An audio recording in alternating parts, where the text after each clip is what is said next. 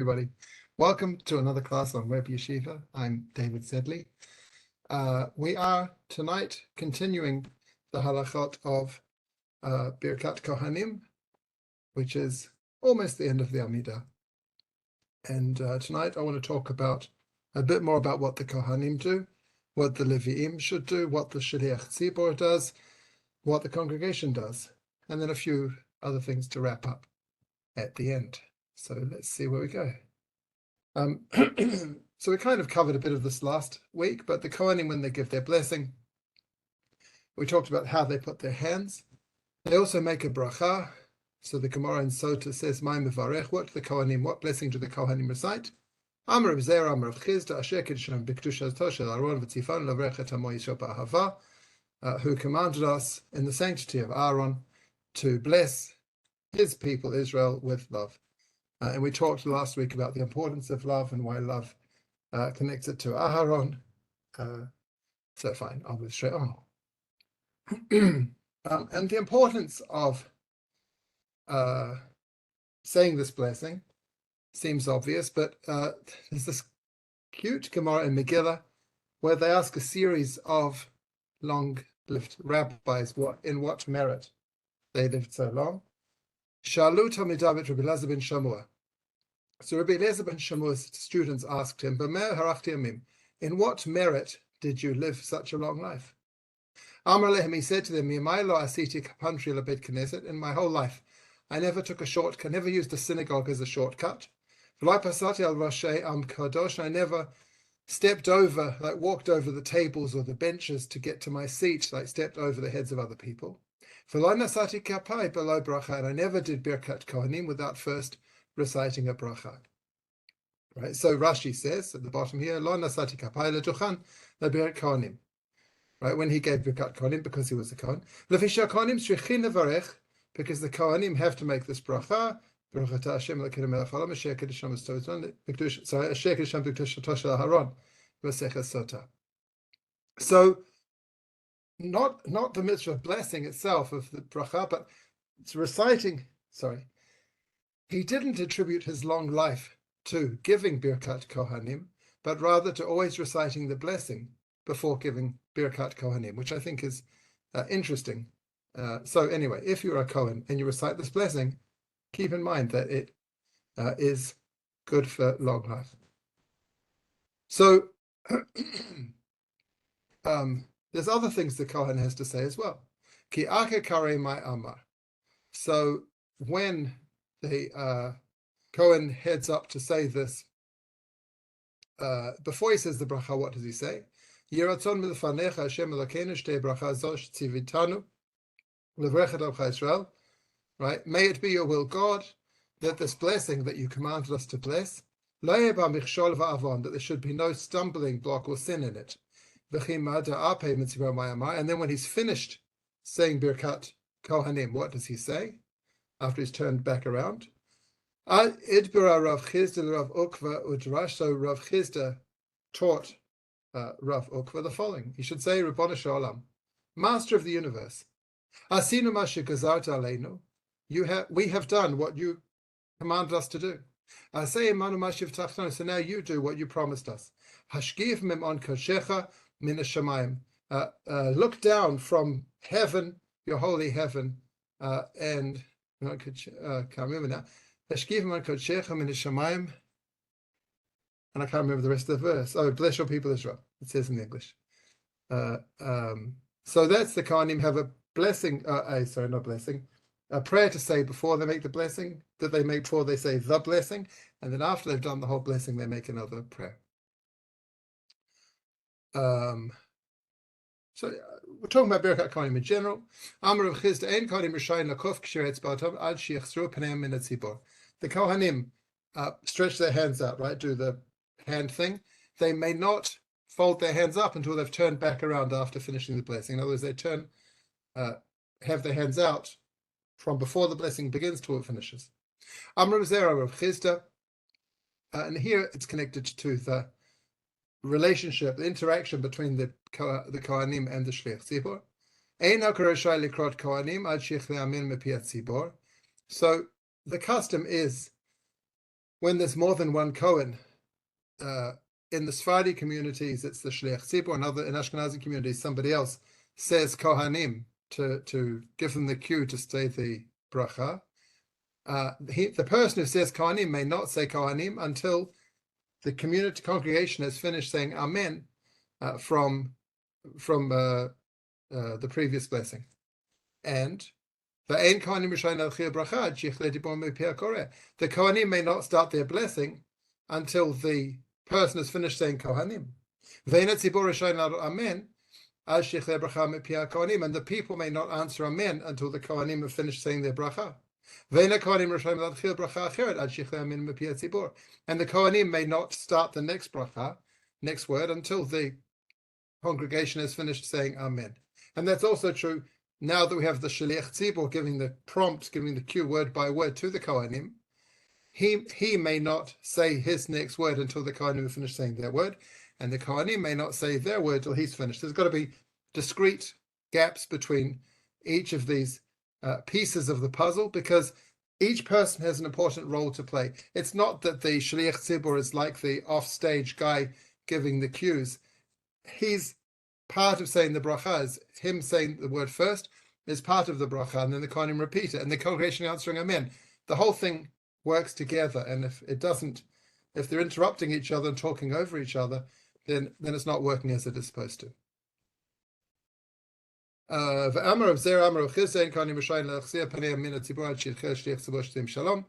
Kohanim may not turn back around after they're finished until the Shaliach Tzibbur begins the next bracha of Sim Shalom. And they can't go back to their seats until the Shaliach Tzibbur has finished the bracha of Sim Shalom. And actually, if there's a Kaddish following that, like on Shabbat, Shachrit, and Musaf, they may not go back until after the Kaddish. But on a weekday, when it's followed by Tachanan, for example, they may not leave their place until the Shaliach Tzibbur has finished saying Sim Shalom. And now, I don't know if you ever look at the Kohanim when they're giving the bracha. If you're a Cohen, I don't know whether you know this, but there are certain words where the Kohanim, right? Kohanim are facing the congregation, which means they are facing west, because the ark is in the east. They're now facing the congregation in the west. So on certain words, and all the words that end with cha, plus the last word, they turn their hands right and left, to the north and south and north.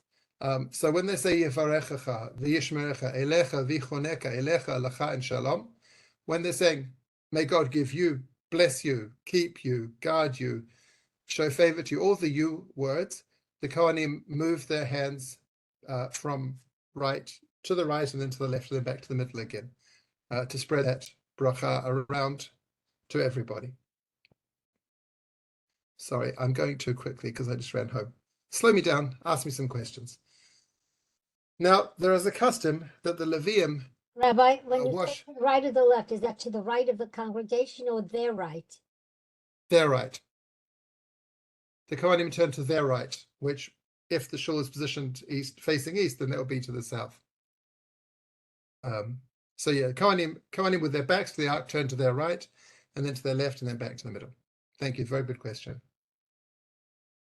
So the custom is that the Levi'im wash the hands of the Kohanim. And, well, there's one reason for that, and then a second reason as well. So the main reason that the Levi'im wash the hands of, back up. In the temple, the Levi'im did not wash the hands of the Kohanim. When the Kohanim would do their temple sacrifices, do their work, each Kohen would wash his own hands and feet. He'd hold his right foot in his right hand and wash that. Then he'd hold his right foot in his left hand and wash that. The Levi'im were busy singing and playing music and opening the gates and doing whatever they were doing, but they did not wash the hands of the Kohanim. But nowadays, that we don't have the temple and the Kohanim aren't washing their hands and feet, there is a custom that the Levi'im wash the hands of the Kohanim. And the Zohar is the main, only source, right? It's not mentioned in the Talmud anywhere. The Zohar is the source for the Levi'im washing the hands of the Kohanim. So I'll practice my Aramaic. Tana, it's taught. Cohen debai lefarsi yadoi, a Cohen who wants to spread his hands to do the Birkat Cohanim, He needs some extra holiness added to his holiness. He has to wash his hands, sanctify his hands, purify his hands through someone who is holy. Man yada de kadisha, who has got the holy hands? Who is the holy person to make his hands holy? Da Levi. This is a Levi.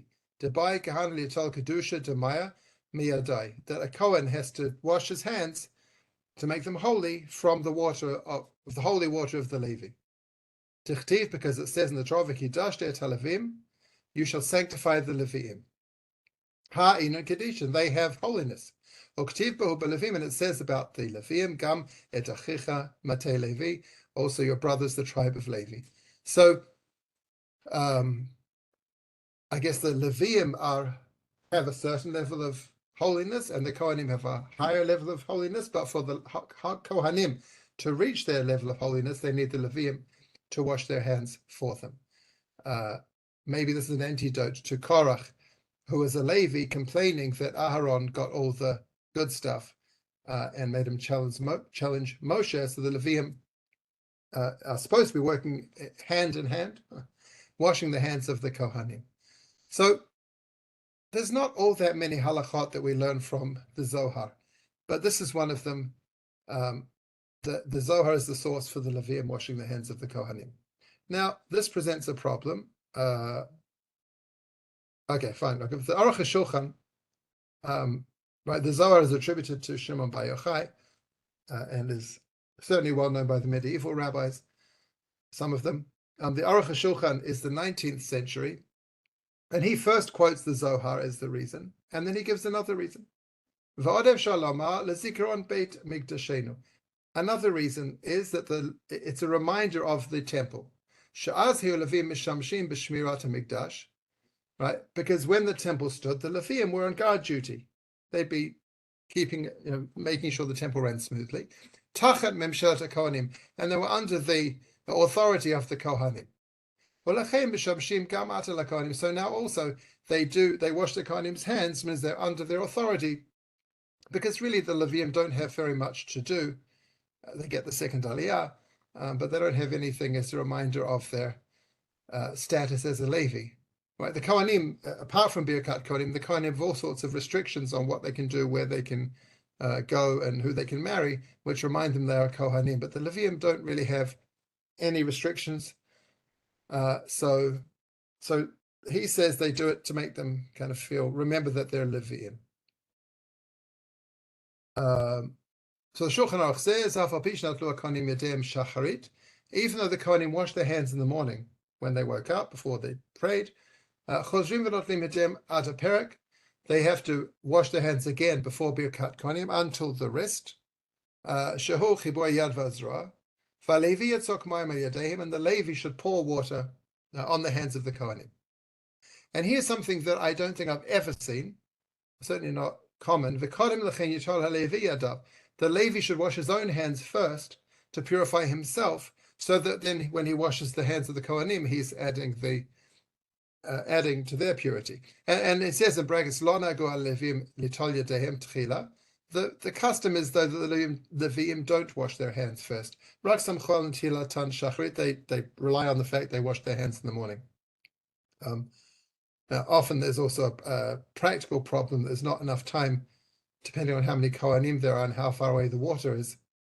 There's often not time or not water for the Levi'im to also wash their hands. But it will make sense. The Levi'im wash their hands, then they wash the Kohanim's hands. But that's not really what we do. And the Mishnah Berurah adds in another possibility. There's no Levi around. If there's no Levi in Shul, Yitzak b'chor peta rechem, then a firstborn, the firstborn of his mother, he should pour the water on the hands of the Kohanim, because he also has some level of holiness, even though, right, originally in Egypt, the firstborn were going to be the priests, or the Levi'im, and then after the sin of the golden calf, they lost that right, and the Levi'im took on the role of the Levi'im. But the Bechor still has some kind of holiness. If a Bechor, firstborn, needs Pidyon Bechor, needs to be redeemed when he's born, to show that he has the Kedusha, he's transferring that to the Levi'im.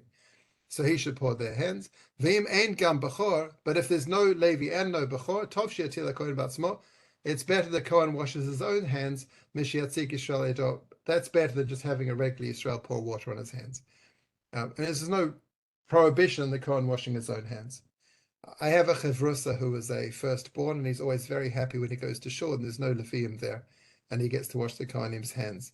He's one of the few people I know, one of the few Bechorot I know who does wash Kohanim's hands and very much enjoys doing it. It's a good day for him if there's no Levi'im around.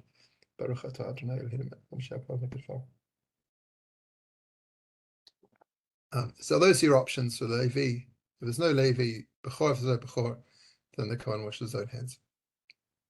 Now, the Shaliach Tzibbur, as I said before, his role is not just to be a prompt for the Kohanim, although that's very important because, believe me, it's very easy to forget the words when you're under the talus with your hands out and waiting for Amen.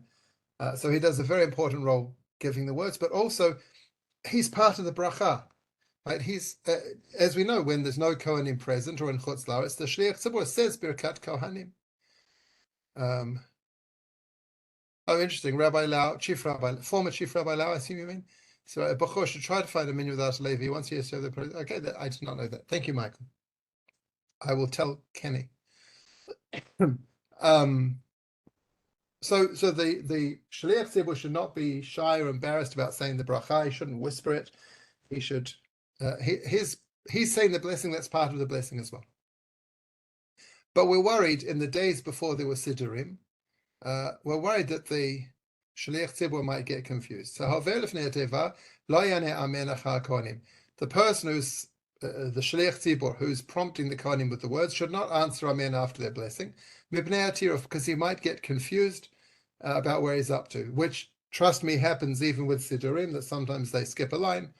Anyway, Ve'im ein sham Cohen elahu, if the Shaliach Tzibbur is a Cohen, Loisat kapav, so the Gemara says he should not do Birkat Cohanim because he'll get confused. He won't be able to remember where he's up to. He'll lose track of the words. But if he's certain that he can both do Birkat Cohanim and come back to being Shaliach Tzibbur without losing his place, Rashai, then he may do Birkat Cohanim. And there's logistical problems if you're in a shul where the Shaliach Tzibbur davens in the middle, in the bima, and the Cohen has to be at the front. And apart from logistical problems, very often in Israel, you'll have a minyan. If the Shaliach Tzibbur is a Cohen, he'll do Birkat Cohanim. Amar Abaya, jumping back to a lot of Hilchot Birkat Cohanim is at the end of Sota.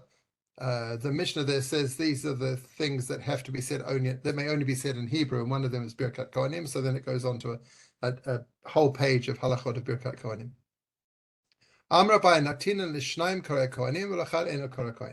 If there are two or more Kohanim, then somebody says Kohanim as their prompt to start with the blessing. But if there's only one Cohen, then you don't say Cohen, because Kohanim is Kohanim is part of the bracha, as part of the pasuk rather, the verse. There's no verse of Cohen, and so you can't say the plural because there's only one, so you don't say anything. Shnema emor lahem. Right, say to them the shnaim if there's two or more, but not, that's a plural. Amar of Chisda naktina kohen kara kohanim ve'ein Yisrael kara kohanim. Shnei emor lahem. So Rav Chisda says that it should be a Cohen who calls out Kohanim and not Yisrael, because there's emor lahem amira mishilahem day, that the person who does the saying should be one of them. But the Hilchot Kavdei to Abaya, the late Hilchot Kavdei to Rav Chisda, the halach is like Abaya, that you only say Kohanim if there's two or more. Halach is not like Rav Chisda, that in fact Yisrael calls out Kohanim and not a Cohen. What is the Shaliach Tzibbur supposed to do while the Cohanim are doing Birkat Cohanim? So I said last time they shouldn't turn their backs on the Kohanim, and they should just stay in their place and concentrate. So the Shulchan Aruch says, "B'shar shekohanim mevarachin ha'am," when the Kohanim are giving their bracha, Lo yabitu v'lo yasichu datam. The people should not. So that translators glanced around. I think it means they shouldn't stare at the Kohanim, but they also shouldn't ignore them or think about something else. They should look down at the ground, as they would be if they were standing, if they were praying the Amidah.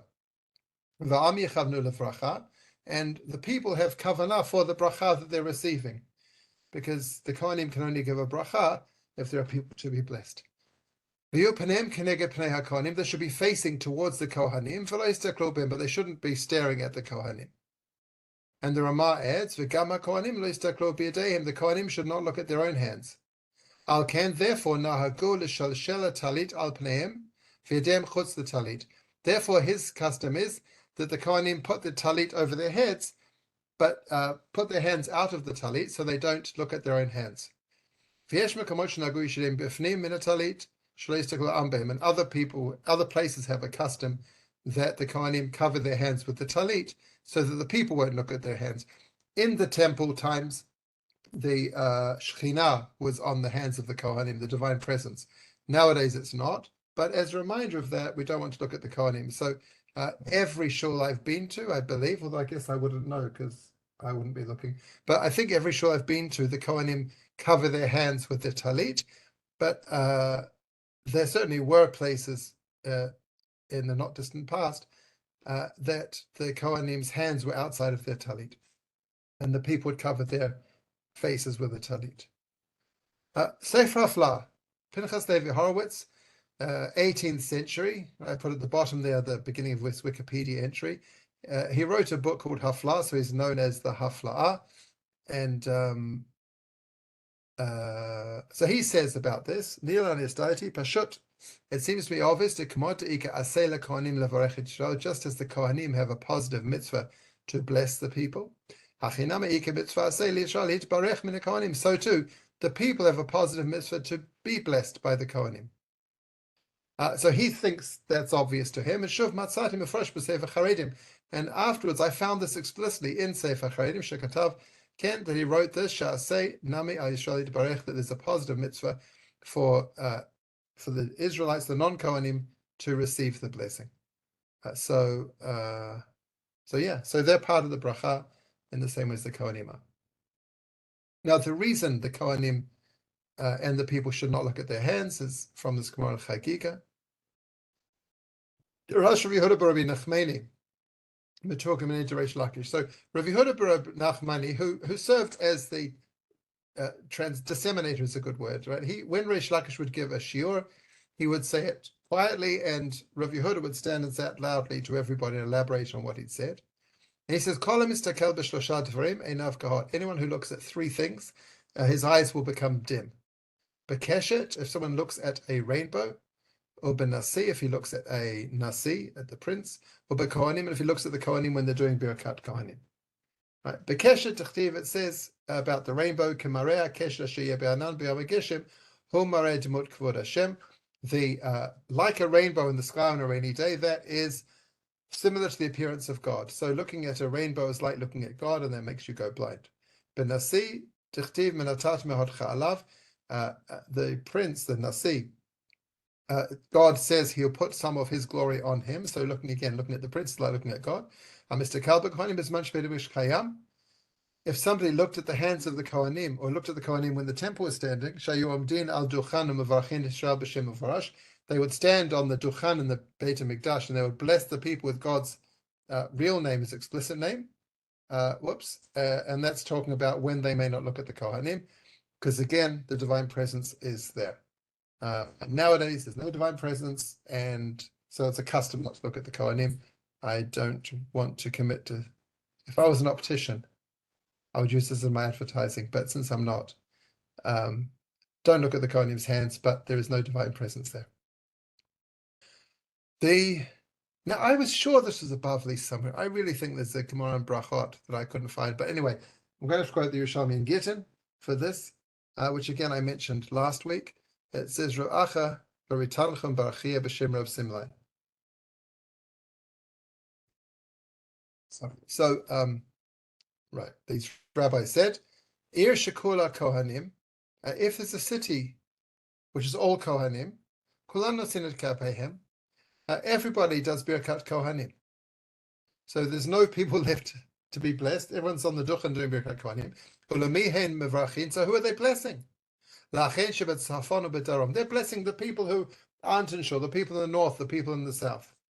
So who answers Amen after their bracha? Hanashim v'aktanim, women and children. Tanya, because children have to be over 13 to do Birkat Cohanim, as we discussed last week.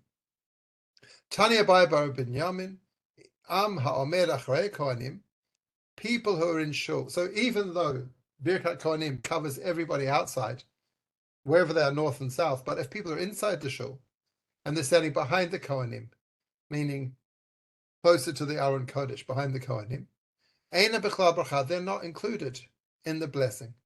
Hamdim l'fnei Kohanim, if they're standing in front of the Kohanim, then they are included. Amar Avachia bar Ava, afilu chama shebarzel eina mafseket. The people in front of the Kohanim, even an iron wall won't separate them from the bracha. What about people who are standing parallel to the Kohanim in the same latitude? Nishmaini min hadal, we can derive it from here. Nitkaven la'azod lefanav v'izal la'acharav, v'la'acharav v'izal lefanav v'azal psula. The Kohanim, when they have to sprinkle the blood on the altar, if they meant to sprinkle it forwards and it went backwards, they meant to sprinkle backwards and went forwards, that's no good. But lefanav v'izal tzadim hazerek shaf, he meant to sprinkle forward and he went sideways, that's kosher. So that implies that sides are like front, right? So had amra ha'omed min hasadim b'chal brachahin. So that implies that people who stand on the sides of the Kohanim are also included in the bracha. Now, obviously, or not obviously, but I'll say it anyway, this refers to people who are intentionally standing behind the Kohanim or intentionally taking themselves away, taking themselves out of the bracha, because they don't want to move their seat, because they don't, I don't know, they've got better things to do. But if somebody is in the middle of davening the Shemoneh Esrei, or somebody is can't move from where he's standing because there's somebody davening in front of him and he can't walk, and therefore he's forced to be behind the Kohanim through no fault of his own, then he would be included in the bracha, just like the people outside in the fields in the north and the south are included in the bracha. I just did, okay, fine. And this is what the Shulchan Aruch says. Am shachrei Kohanim einam b'chlal bracha. People behind the Kohanim are not included in the bracha. Aval milifneihem u'b'tzadeihem, but in front of them or to the sides, afilu mechitz shabarzel mafseket, even an iron wall won't separate them from the bracha.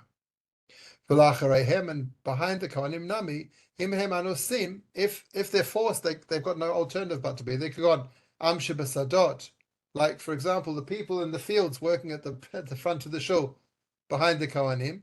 Sheim trudim b'melachtam, they're busy with their work. V'enam yochalim lavo, and they can't come to shul. Hem b'chlal bracha, they are included in the bracha. It's the only people not included are people who intentionally stand behind the Kohanim. Now, what do the people say when the Kohanim are saying Birkat Cohanim? So we go back to our Gemara and Sota, and it says Benila di Yom Kippur my Ama Neila. Yom Kippur, which is the classic time of Birkat Cohanim, what do the people say? Amar Mazuch v'Amar Leib Manita. So either Mazuch said, or it's a brighter that said, Hinei ki ken yivarach gever yireh Hashem.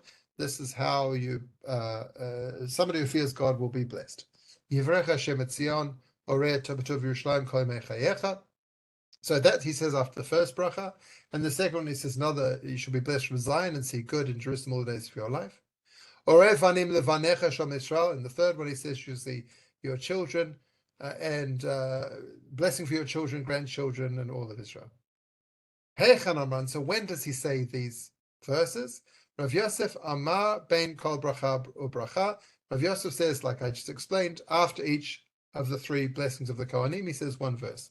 Rav Shesh Amar b'hazkirat Hashem. Rav Shesh says no. He says it while the Kohanim are saying God's name. In the middle of this, they're saying it to themselves quietly, but they're saying it over the Kohanim. So Pliki bar Rav Mari Rav Zvid is a machloket between Rav Mari and Rav Zvid. Chadama psuka lekabel psuka v'chadama akol psuka amalo lekolhei. So one of them says that they say one verse at a time after each of the Kohanim's blessings. The other one says they say all 3 verses 3 times each time. But Rav Chia bar Abba says this is only in the temple. When the Kohanim said God's divine name, that's when they had these verses to say. But if you say this, anyone who says this outside the temple is making a mistake. Amar Rav Chanina bar Papa Teda de Mikdash Nami Lami Bai Lememrinho. Rav Chanina goes even further. He says, even in the temple, you shouldn't say these verses. Why? Do you ever find a case of a servant who's being blessed and he's not paying attention? He's saying something else instead while he's getting, I don't know, King Charles goes to knight somebody. Instead of concentrating, that person starts saying some psukim or doing something else to distract himself.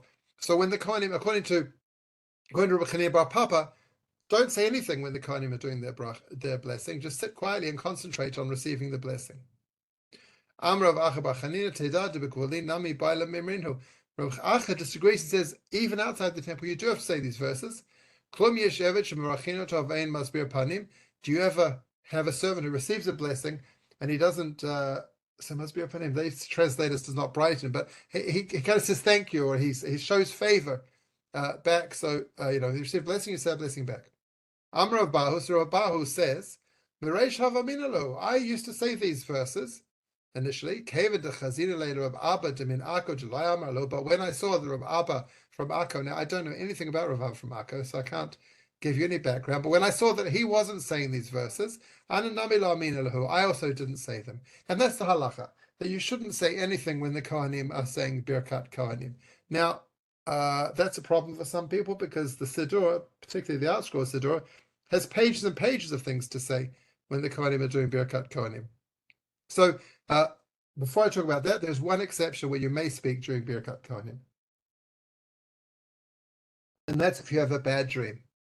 And I don't have time to go into this, but the cure for a bad dream is to say, there's a couple of different ways of dealing with bad dreams. Sometimes people fast if they have a bad dream. Sometimes they collect a bait and do hatavat chalom. But one custom is when someone has a bad dream, they say certain verses during Birkat Cohanim, which the Gemara in Brachot talks about. So these 3 rabbis were sitting talking to each other. They said, let's each of us say one halacha that the other 2 don't know. So one of them said, if someone has a dream and they don't know what the dream was, meaning they think it's a bad dream, but they don't remember it, they should stand up in front of the Kohanim when they do Birkat Cohanim, and they should say the following. And this is going to take 2 pages. Rabbana Shalom, Master of the Universe, Ani Shelcha v'chalamotai Shelcha, I belong to you, my dreams belong to you. Chalom chalamti ve'eni yodea mahu, I dreamt a dream, and I don't know what it is. Bein shechalamti ani la'atzmi, bein shechalamti li lechaverai, whether I dreamt about myself or I dreamt about somebody else. Bein shechalamti al achreim, or I dreamt about, my friend or others. Im tovim heim chazkem v'amtzem kechalamotav shel Yosef. If it was a good dream, make it true. Make it come good, true, like the dreams of Yosef. V'im tzrichim refuah, if the dream needs healing, it's not a good dream. Refaim kemamara ayidei Moshe Rabbeinu, heal them like the bitter waters of Mara that became sweet when Moshe put a staff in them. And like Miriam was healed from her leprosy. Like Chizkiah was healed from his illness. Elisha, or like the waters of Jericho that were sweetened by Elisha. Just as you turned Bilam's curse into a blessing, so too make all my dreams come into good dreams. And he should recite this and finish at the same time that everyone else says Amen, so that they're answering Amen to his prayer as well. And if he doesn't have time to say that, or he can't remember it all, he should just say the following: Adir b'maram, God in heaven, Shachem b'gvora, again, resting in power, whatever. Atah shalom shimcha shalom, you are peace and your name is peace. May you put peace on us. So the Gemara in Brachot, the Gemara in Sota says that you shouldn't say anything when the Cohanim are giving a bracha, and the Gemara in Brachot says that if you had a bad dream, you should say something when the Cohanim are giving a bracha. That seems like a contradiction.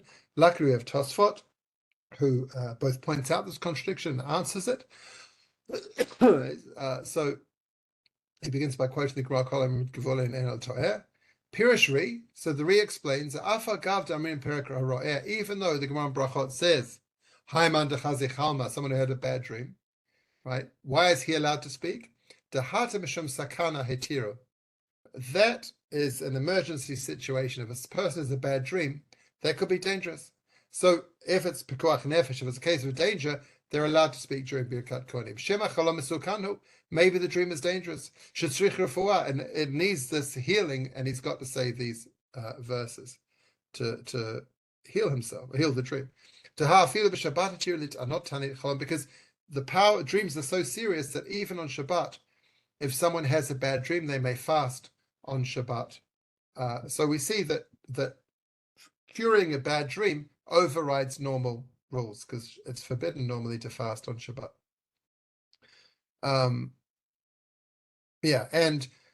So that's why the only time you're allowed to speak during Birkat Cohanim is if you've had a dream and you don't know what it was and you want to do Hatavat Chalom.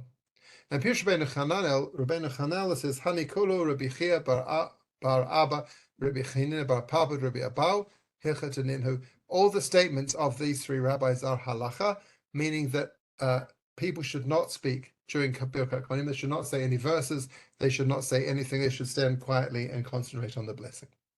Now, the problem is, for example, the art scroll, Siddur or Machzor, you have three words from the Kohanim, Yivrech Hashem Yishmerecha, in the bold letters here, and you've got all this small print and a whole Rabbanu Shalom afterwards, and all these extra words. And if you didn't know better, you might think you were supposed to say those words.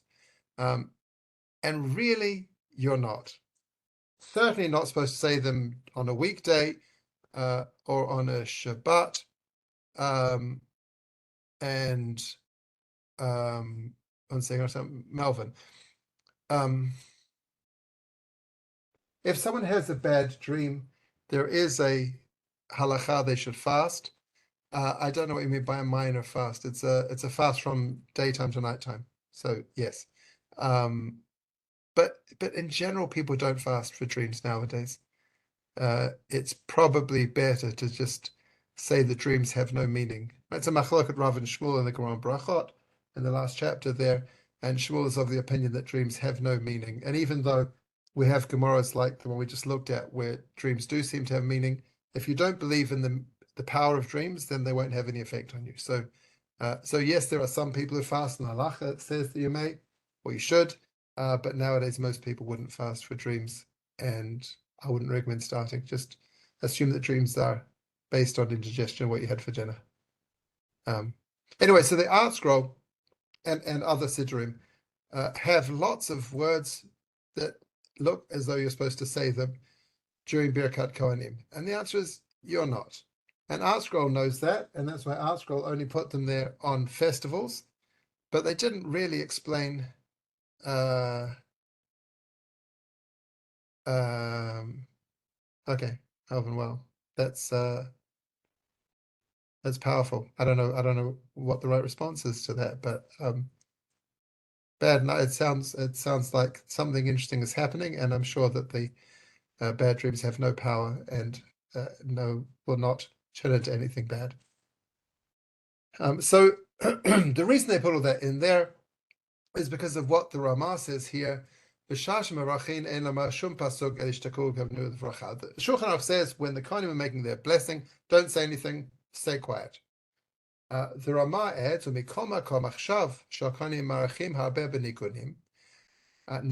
that the Kohanim have this long sing-song while they're doing the Birkat Cohanim, usually before the last word of each bracha, there's a long tune. So the custom is for people to say verses during that song. or Kamoshe Baal Simon Zion, Linya Barachu Achyoter Tov Shelol Amram. However, says the Ramah, it's better not to say anything at all. So our scroll put those small print verses in and prayers in there only for festivals and only in a place where the Cohanim are singing. And the reason the Cohanim sing is so that there's time for people to say these verses, but it would be better if people didn't say those verses. In places where the Cohanim don't sing, definitely don't say them. Many places, even if the Cohanim sing, they don't sing on Shabbat, and the reason is because those verses are prayers asking for things. We don't ask for anything on Shabbat. So that's why the Cohanim don't sing on Shabbat. So if you have a choice, don't say them, even though they're printed in the Siddur. But if you do, only on festivals that are in a place where the Cohanim are singing. And that's what the Shulchan Aruch says, right? That the Cohanim sing, and there's the not the long thing, but the short thing that we said earlier, to make the Cohanim's prayer work, right? Which is I can't make this bigger, can I? But not this whole. I don't think he may say this whole long thing, but a shorter piece.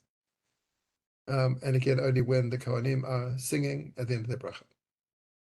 Now, I don't really mean how do you know he's a Cohen. I guess my question is, how certain do you have to be that you're a Cohen in order to do Birkat Cohanim? Do you have to be able to trace your lineage back to Aaron, a Cohen, to do Birkat Cohanim? Do you have to know for sure that your great-great-grandparents served in the temple as Cohanim? Or if you think you're a Cohen, can you do Birkat Cohanim? If you suddenly discover, what kind of proof do you need to do Birkat Cohanim? Now, I guess I should have put this. Maybe I'll. No, I'm going to say after this that someone who's not a Cohen may not do Birkat Cohanim. So what about someone who thinks they're a Cohen? So Ibayad, they ask the following questions: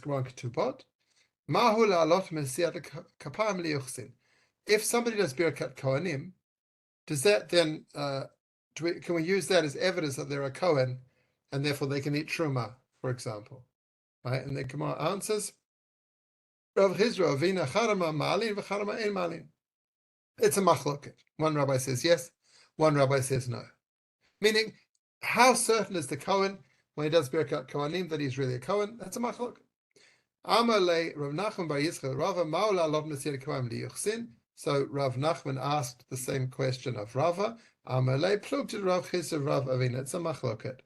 Hilchatamai. What is the halacha? Right. Amar le Ana Matnita Dana.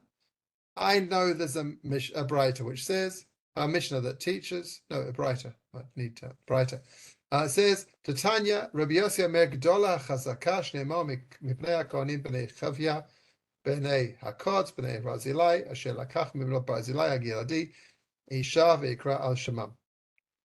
This is a verse in Ezra, and it says the children of the Kohanim, who are, right, children of blah, blah, blah, blah, Ela bakshu kitvam hamityachasim v'lo nimtzau v'galu min hakona. So they were trying to prove their connection, their genealogy, and they couldn't find it, and therefore they were kicked out of being Kohanim. Vayome hitrashata lahem, and Trashata said to them, it was Ezra, Asher lo yochlu mikodesh hakodeshim ad amud kohen leoram v'tumam. They can't have the sacrifices until they've been validated as kohanim by the Urim v'Tumim. Amar lahem hariatem b'chezkatchem, meaning, sorry, it wasn't Ezra, it was Nehemiah. He says you have a status of being kohanim, right? So you retain your same status. When you were in Bavel, right? We're talking about the Jews who came back from Bavel. When you were in Bavel, you didn't eat sacrifices, right? Because there were no sacrifices. So you would eat kodesh gvul, you would eat truma. Afkan kodesh gvul. So here too in Israel you can eat truma, but you can't eat sacrifices, right? So and similarly, if you would have done Birkat Cohanim in Bavel, you can do Birkat Cohanim in Israel. So if you would think that you can elevate somebody from, if they do Birkat Cohanim, they can they're definitely a Cohen, then Hani Kevin Pasiadayo Atlaskune, these Cohanim, if they are doing Birkat Cohanim, and so you would think, right, they did that in Chutzlaretz, you would think then that they are going to be full Cohanim, and that's not the case. So therefore, the halacha is, someone thinks they're a Cohen, that's good enough to do Birkat Cohanim without needing a certificate proving they're a Cohen. Non-Cohanim, this is really for my friend Lippy Haller, who once decided he was in the great synagogue and he wanted to see what the view was like from the platform where the Kohanim did Birkat Cohanim. He's not a Kohen. So he decided he wanted to go up with the Kohanim and just see what it looked like. So he didn't say the bracha, he just stood there and mumbled under his breath and no one knew who he was, and that's fine. But if he would have said the bracha, would he have done something wrong? Like, is there a prohibition in giving someone a blessing? Amar Rav Yossi, Mimayla Avada Divrei Chaverai. So Rav Yossi says, again, this is a different Gemara, but his students asked him how he merited to live so long. And he said he never went against the words of his friends. Yodeani Batzmi Sheni Cohen, I know that I'm not a Kohen. However, Im Amrim Li Chavroi Alel Duchan, if my friends say, please go and give us Birkat Kohanim, I would do Birkat Kohanim. So Rabbi Yossi seems to say that a non-Kohen may do Birkat Kohanim. However, the Shulchan Aruch, based on other Gemaras we're not going to go into now, says Ein lezali saka pafilo ima Kohanim. Right, a non-Kohen may not do Birkat Kohanim even with other Kohanim. Fine, I'm going to skip the rest of it. So if you're not a Kohen, stay down. If you are a Kohen, even if you can't prove it from Jenny that you're a Kohen, you should still do Birkat Kohanim. And now I'm going to run out of time, but this is the question you've all been waiting for. Why don't most communities outside Israel, at least most Ashkenazi communities outside Israel, why don't they do Birkat Kohanim? And why do most communities in Israel do Birkat Kohanim? So, Sefer HaChinuch says very simply, Mitzvat Birkat Kohanim b'chol yom. There's a mitzvah for Kohanim to do the bracha every day. Shniztavo Kohanim shivrachu isha b'chol yom. Right, there's a commandment, as we saw, to bless people every day. Shneimar kol tivrachu b'nei Yisrael emor lahem. V'nohegen mitzvah zo. Right, Sefer HaChinuch says for each mitzvah where it applies, when it applies, and who it applies to. Nohegen mitzvah zo b'kol makom. This mitzvah applies in every place.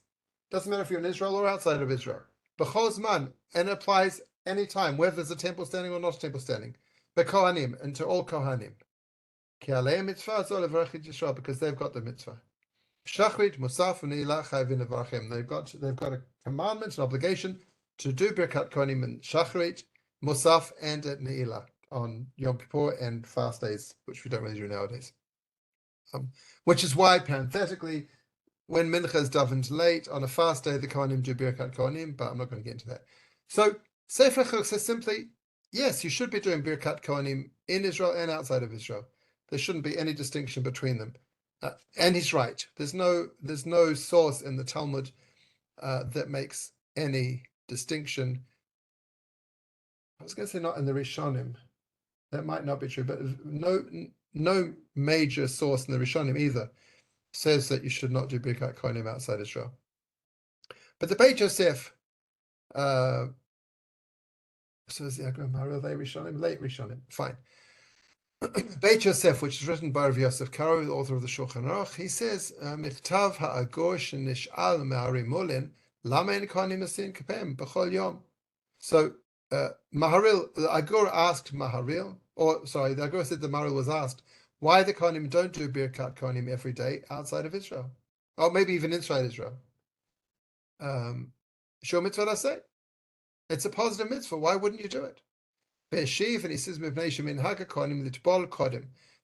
are accustomed to go to the mikveh before they do Birkat Kohanim. Now, I don't know the source. This is a custom the Kohanim made up for themselves. Again, there's no source in the Talmud for this. And it's really cold in Poland in winter. They can't go to the mikveh every day. Therefore, the custom is they do Birkat Kohanim only on Yom Tov. When they go to the mikveh anyway before Yom Tov, and also they've got to work. They haven't got time to do Birkat Kohanim every day. So therefore they stop doing Birkat Kohanim. Now, none of those are particularly good reasons. I mean, also, sorry, if someone has to go and work, they haven't got time, sure, I hear that.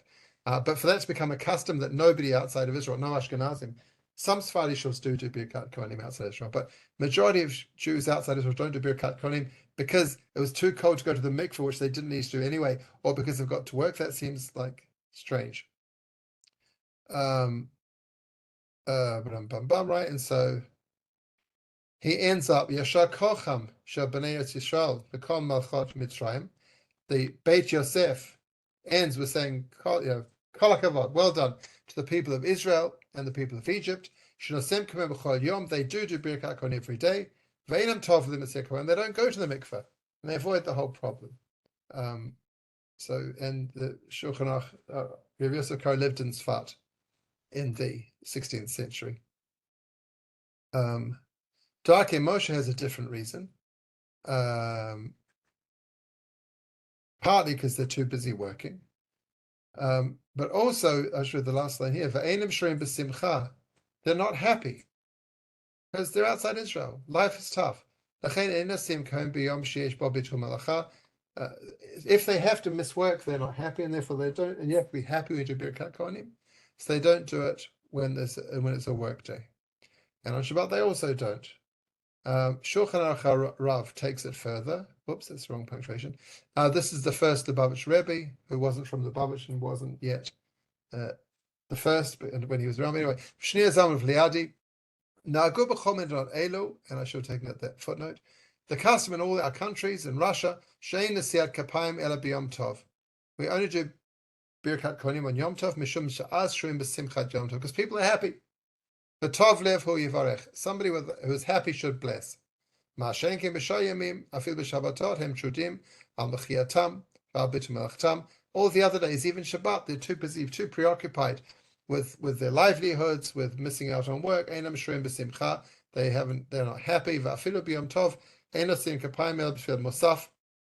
Even on festivals, they don't do Birkat Cohanim. Musaf. They come out of shore, they're very, very happy. That's when they do Birkat Cohanim.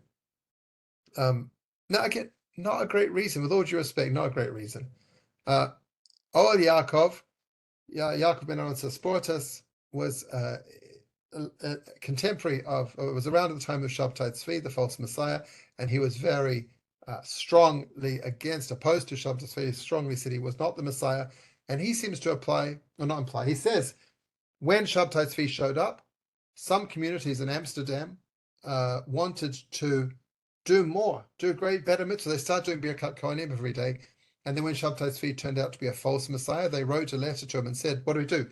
Do we stop doing Birkat Cohanim? Do we keep doing Birkat? We're doing the right thing, but we had the wrong motivation. Should we just do it on Shabbat, not every day?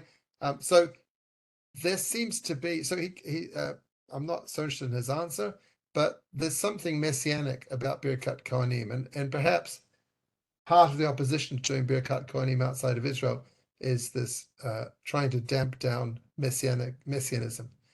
And conversely, the reason to do it in Israel perhaps is kind of messianic. Anyway,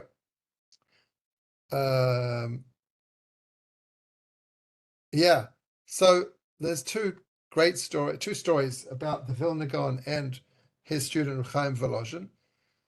Both of them wanted to do Birkat Cohanim. They decided the halacha is Kohanim should do Birkat Cohanim every day. The Vilna Gaon decided, tomorrow I'm going to tell my shul to do Birkat Cohanim.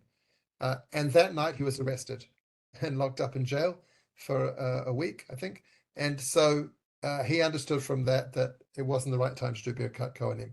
Chaim Volozhin, you can read the story yourself. The sources are on the website. Chaim Volozhin, who was a student, decided he's going to do Birkat Cohanim in his shul. So he said to everyone, tomorrow morning we're going to do Birkat Cohanim. And that night the shul burned down. So he decided it wasn't a good time to do Birkat Cohanim either. However, the Ashkenazi traditions in Jerusalem and large parts of Eretz Yisrael were established by the students of the Vilna Gaon who made Aliyah, and Petach Tikva and Rishon LeZion. Vilna Gaon students came to Israel and they instituted doing Birkat Cohanim every day. So that's the main reason that in Israel Kohanim do Birkat Cohanim every day. However, in Tveria and other places up north, the Cohanim do not do Birkat Cohanim because they're different traditions. So it's not full Israel versus outside Israel. But again, in theory, there's no real reason why Cohanim shouldn't do Birkat Cohanim, but there's a very long tradition that they don't. I've run out of time. Just very quickly, we obviously say Birkat Cohanim when we give a blessing to our children, which is some people do that every Friday night, some people do it Erev Yom Kippur. Right, we say, as we read in last week's parsha, Yisimcha Kim K'Ephraim Menashe to boys, make you like Ephraim Menashe. To girls, we say Yisimech Gelim K'Sarif K'Racha V'Leah, and then we say Birkat Kohanim Yirecha Hashem Yishmerecha.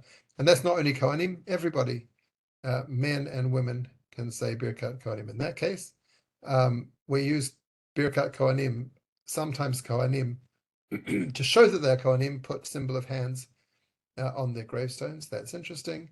Bob Dylan used Birkat Kohanim, referred to Birkat Kohanim in one of his songs. And I was going to end with the scene in Deep Impact, a movie where Morgan Freeman says he's the president of the world's about to be destroyed by a comet, by a meteor, and he gives Birkat Kohanim to try and comfort the people. But I haven't got time, so I will stop. And just really quickly, the Gemara in Brachot says there's a prohibition of showing favoritism. So how can God show favoritism to Israel? Because it says, Yisashem panav elecha v'choneka, right? God will show you favor, shows favor to you. So how can God do that? And the Gemara answers that the Jews go beyond the letter of the law. They do more than they're supposed to do. So God can't help himself but show favor to us. So Birkat Kohanim is a way of expressing God's over and above favoritism to the Jewish people. And may we all have a blessed, happy week, and see you same time next week. Thank you all very much. Thank you. Thank you, David. Thank you, Rabbi.